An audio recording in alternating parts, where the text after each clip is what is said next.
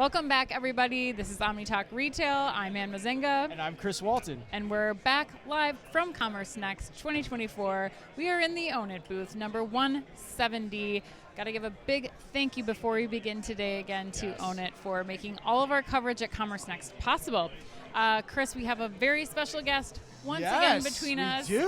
We have Jill Pavlovich, the SVP and Digital Shopping Experiences at Albertsons. Jill, welcome. Thank you so much for having me. Yeah, it's great to have you here. I want to start maybe by just giving our audience a little bit of your background, and especially what your role includes at Albertsons. Sure. Well, I grew up in traditional fashion merchandising, where I developed my passion for the consumer and, business acumen and precision.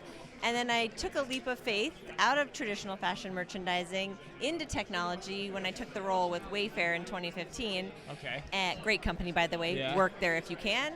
And they gave me a crash course in technology, how to build it, how to think about digital customer experiences, and I think probably most importantly, how to build experiences that scale and are extensible beyond that thing that you're building right there. Right.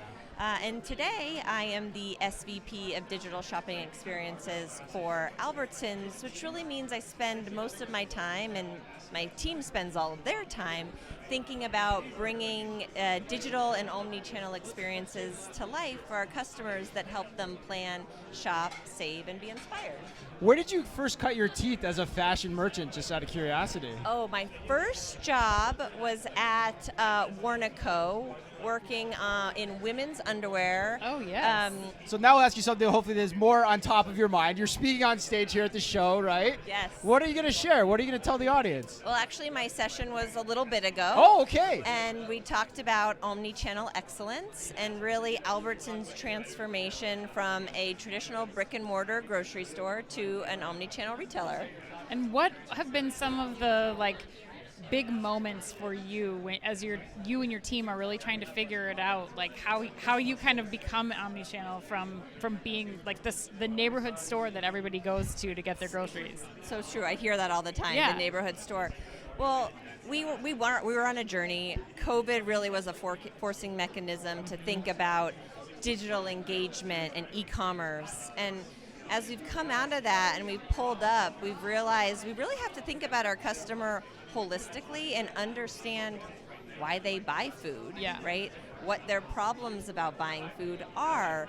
And that's really been the forcing mechanism that we've used to reimagine our experience and think about solving that cognitive load of planning and shopping for food, taking the chore out of shopping and allowing them to get back to what they should be doing, which is coming together around food with family and friends. Right.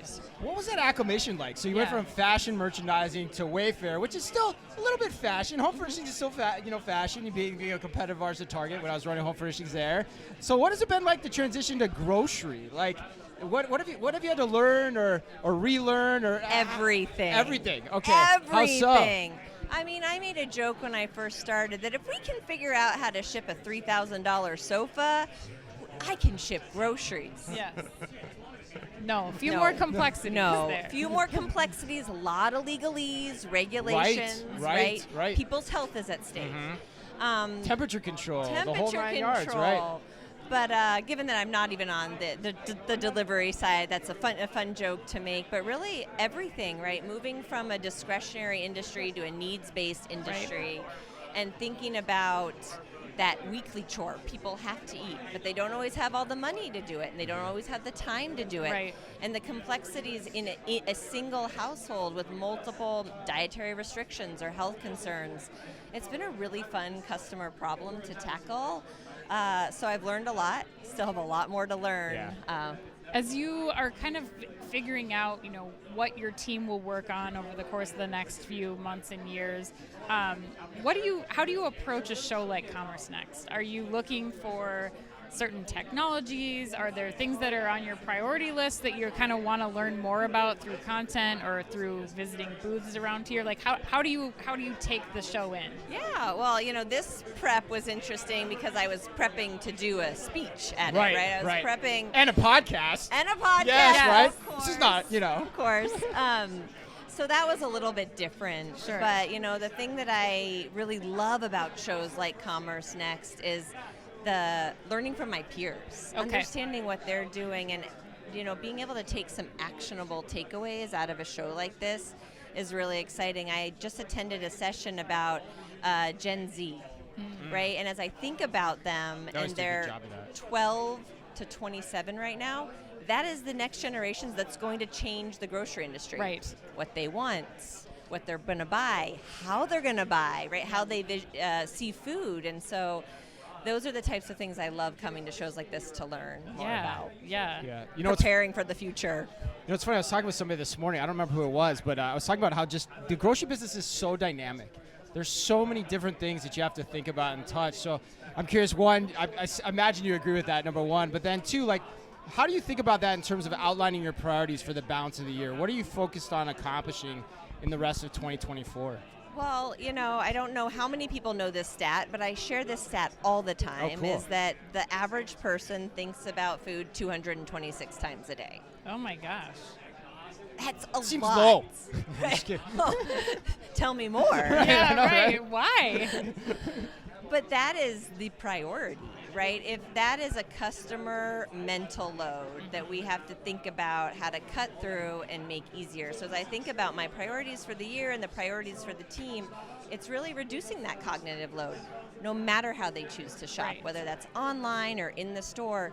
Digital tools and experiences can make it easier for them. Yes. What are you? Is there a project you're excited about that you have coming up, or like a new functionality, or like new things that if we're visiting a Safeway or an Albertsons store, we should check out? Oh, well, first and foremost, I'm just excited to follow the customer. Like, the journey is wild, and they're changing rapidly. Yeah, right. The team is amazing. I'm so lucky and fortunate to be able to work with the team that I do. And I think I'm most excited just continuing on that mission to reduce that cognitive load. And if you are going to shop one of our stores and use our digital experiences, be sure to check out our shoppable recipes and meal planning. It's really cool. We have over 9,000 proprietary recipes that we've created with our on-staff dietitians and chefs. Okay.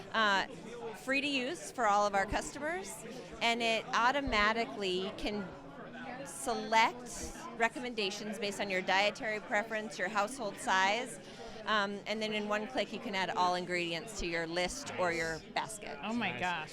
We predicted that about 6 or 7 years ago, didn't we, Ann? We did a podcast on that one. Yeah, I am so ready. We did. Yeah, yeah. And you guys are doing great things in retail media too, and I imagine retail media and recipes all playing together as well. So kudos to you for that. Yeah, thank you. The retail media team and Christy Argelin and her team, they're on a rocket ship. Yeah. Well, awesome. Well, thanks for spending time with us today. Thank you for having me. It was great. Of course. Again, it's Jill Pavlovich, the SVP at Albertsons. Thanks to Own It for making all of our coverage at today's show possible. They're here. Booth 170. If you happen to see this while you're at the show, come on by. We'll be here tomorrow. We'll be here the rest of the day. And until next time, Ann. Be careful out there.